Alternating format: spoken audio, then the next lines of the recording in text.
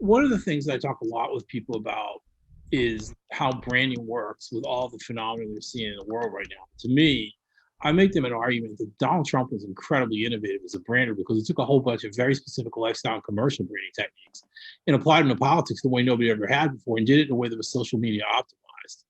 And the upside to that was you built this identity and this really deep engagement with very specific audiences.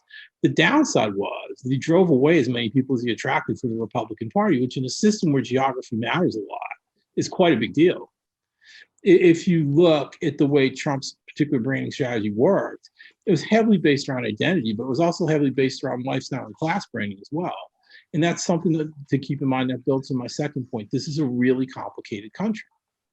And one of the things I always stress with students is you can't really understand how these brands work if you just look at top level demographic categories. It doesn't work that way. For 2 months last fall, I kept saying to my students, Trump's going to win Texas. And the reason why he's going to win Texas is people you've never heard of called Tejanos. I was right. And the reason why I knew that was I'd lived around those people for a long time. And so, but when people talk about Hispanic voters, I kept saying to them, it's like these people are not like recent immigrants. They're not like Cubans. They're not like California people who've lived in the United States for a while and been from Mexico either. They're completely different. Understanding the specific demographic experiences of the audience they're trying to reach is quite important because that shows how to micro-target with the brand.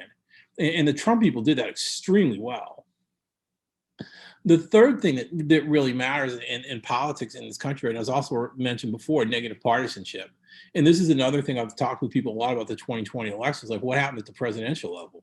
At the presidential level, you saw two personally branded politicians, one of whom was defeated more than I think the other one won. But at the other parts of the electorate, it didn't work like that. The Republican Party, which wasn't using Trump's branding at the state and local level, did very well. Better than it probably should have done, given that they lost the presidency, given how these things really work most of the time. And part of the reason for that was they had identified a group of issues that worked with a broad swath of the population. It turns out people aren't necessarily in favor of socialism. They don't want the police defunded. And it turns out if all your top ticket candidates talk about how they're not Donald Trump, that means your down ticket candidates who might also be saying that are not well positioned to coordinate ideological message like that. So understanding how the brand works with different populations, different parts of the American government is really, really important. And the fourth piece is the identitarian piece is really important. But I would posit to you that the identitarian piece isn't important for the marketers as much as it's important for the customers.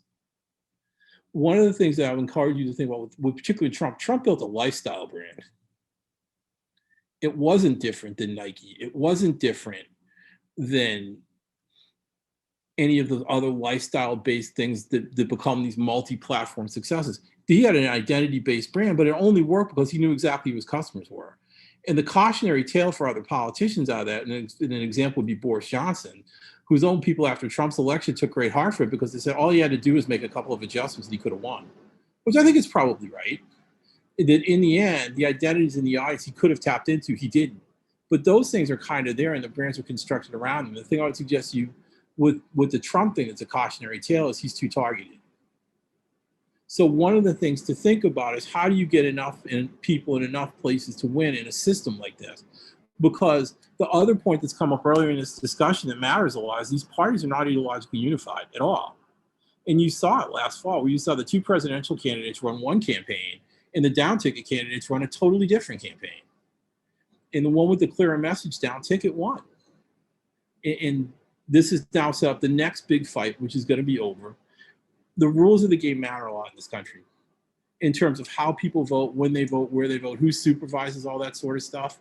And if you're one party that's adopted a mobilization strategy, you want the most favorable rules that you can get. And if you're the other one that just uses a marketing strategy, you don't want that. And so you're seeing all these fights over voting rules. And what they're really over is whose strategy is going to be advantaged from this. And the way that gets sold is by using all these historical analogies that might or might not be accurate. I personally do not think that not allowing people to vote 24 hours a day is quite the same as legal segregation. I don't. On the other hand, I think the argument you make that for is it moves your targets. And that's how that taps into their identity, which they have for real historical reasons that are justified. And one of the things I would suggest is branding has really given America this mega identitarianism. And a good book on this is that I would recommend to any of you is Uncivil Agreement by a woman named Liliana Mason that talks a lot about how social sorting, which is segmentation, works with the rise of this identitarianism. And the other thing is, in our system, you should know what bubbles do you live in? I give my students a test by a guy named Charles Murray, who's a political scientist. And Murray does this whole thing of how thick is your bubble? And you can, by what he means by this is how many other kinds of people, information sources, arguments you disagree with do you get exposed to? And in modern America, it's possible to never get exposed to anybody you disagree with. As the joke around our house was in 2016, all the people I knew were upset because everybody they knew had voted for Hillary. We knew other people, they didn't have PhDs, they voted for Trump. So we weren't as surprised because I don't live in a bubble. On the other hand, if you live in a bubble, you're surprised by that. The other piece of this that's really important that I would encourage you to think about is negative partisanship. And I would make you the argument that Donald Trump lost last year. I don't think Joe Biden won it, Trump lost. I think Trump built an identity that was so repugnant to so many people that they just went out and voted against it, which essentially means if you're Joe Biden, you get elected, and now what do we do? And you're sort of seeing this fight in the Democratic Party right now. And I'll call you specifically to show you how these fractured parties work to a woman named Kristen Sinema, who's a senator from Arizona, who seems to be blocking a lot of things that the National Democratic Party would like because she has to run in Arizona. It's a swing state.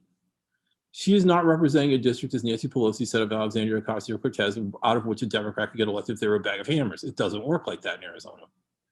And for those of you not familiar with why any of this matters, if you win the majority in either of the legislative bodies, you control everything, basically. It's always better to be in the majority because you control the agenda, you get subpoena power, you get all those things.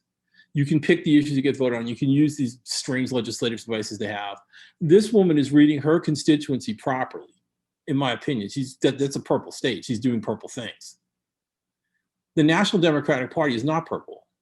And a lot of the people in other places who now build these identities around the party and live in places like Massachusetts or California are watching this woman in Arizona saying, she's not going to vote for our agenda. She's not. I also used to live in West Virginia. Joe Manchin was the attorney general. I can tell you the agenda that sells for Massachusetts Democrats does not sell for West Virginia Democrats. And if you want to know what the flip side of that is, which contributes to a lot of our polarization, look at moderate Republicans in the Northeast and the upper Midwest. They barely exist anymore. The governor the two Republican governors, the three Republican governors recently in Massachusetts have gotten elected. Every single one of them built a personal brand. None of them ran as Republicans, not any of them. They all ran as individuals because the Republican Party as an organization up here is essentially dead. And that party picked other parts of the country to compete in. And the other thing that I would encourage you to think about is that whole idea of political time. I did this whole piece with Jamie Gillis earlier this year, where essentially it boiled down to who was Jimmy Carter. Was Biden Jimmy Carter or was Trump Jimmy Carter? And one of the things I concluded was Trump was a lot like Jimmy Carter. And the reason for that was he was trying to hold together this fraying coalition that didn't really make any logical sense anymore. And he was trying to do it through these identitarian issues. And ultimately, like Carter, he got undone by a crisis. It's an eerily similar comparison. If you're Biden, you now have the same problem. You're trying to hold together this coalition that's really fractious and doesn't really agree with itself about much for him. And the other thing about this is it isn't clear anybody actually voted for you. They just voted against Trump. Which brings me to the point I'd probably finish up with. Think about the marketing models that you've seen used in the last two administrations. Trump was a sales guy. He sold himself all the time. You can make an argument there are bad things about that because if the crisis comes along and you're stuck in the White House, you become Jimmy Carter again. Essentially, if you use this branding omnipresent strategy, which Trump used, at that point, if there's a crisis, you're stuck. You're the face of the crisis. And it also means people can get sick of you. The Biden model was working really well until this month. The Biden model was much more of a corporate model. There was Biden. He was the face of it. And then there were all of his press people and Ron Klain, who lives on Twitter, apparently retweeting people endlessly who say nice things about the Biden administration. Yep.